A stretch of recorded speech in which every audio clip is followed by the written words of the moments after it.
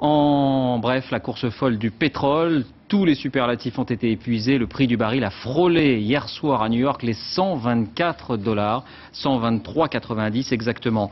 Depuis des années, des ingénieurs travaillent sur des sources d'énergie alternatives.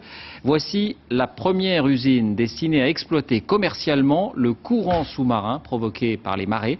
Elle produira de l'électricité pour 1 millier de foyers dès cet été. En Irlande, reportage Maryse Burgot, Laurent Desbois. Ces ingénieurs britanniques présentent avec fierté leur bébé, une sorte de moulin capable de transformer l'énergie des courants en électricité.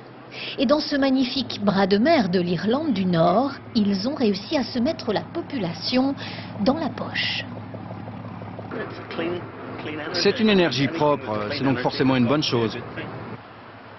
Une énergie stupéfiante dans ce détroit où les courants atteignent 8 nœuds. Pour l'instant, les travaux ne sont pas terminés, d'où la présence de cette barge.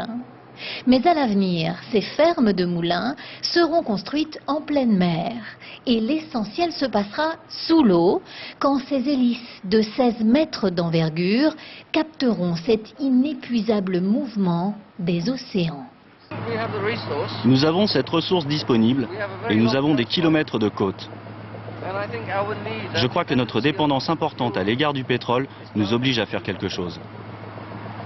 En août prochain, ce petit port de 2000 âmes vivra donc une première mondiale. L'hydrolienne sera fin prête, raccordée au réseau électrique national. Elle alimentera 1000 maisons.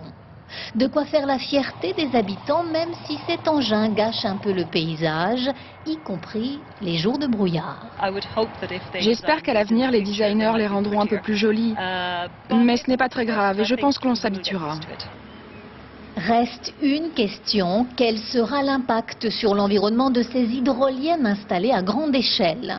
Vont-elles perturber les écosystèmes ou les espèces animales? Ces paisibles phoques se blesseront-ils avec les hélices? Pas de réponse pour l'instant, même si l'on sait qu'il n'existe pas d'énergie parfaite.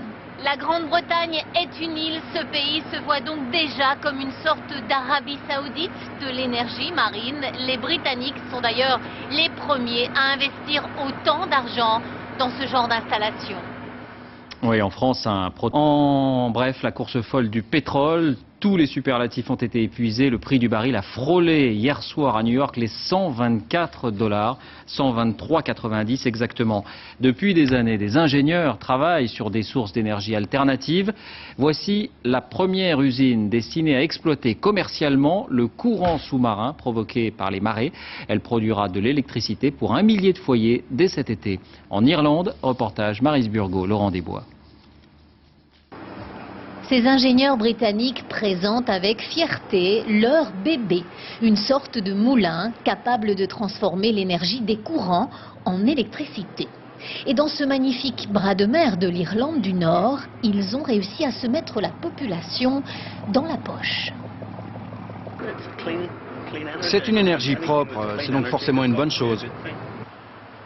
Une énergie stupéfiante dans ce détroit où les courants atteignent 8 nœuds. Pour l'instant, les travaux ne sont pas terminés, d'où la présence de cette barge. Mais à l'avenir, ces fermes de moulins seront construites en pleine mer. Et l'essentiel se passera sous l'eau, quand ces hélices de 16 mètres d'envergure capteront cet inépuisable mouvement des océans.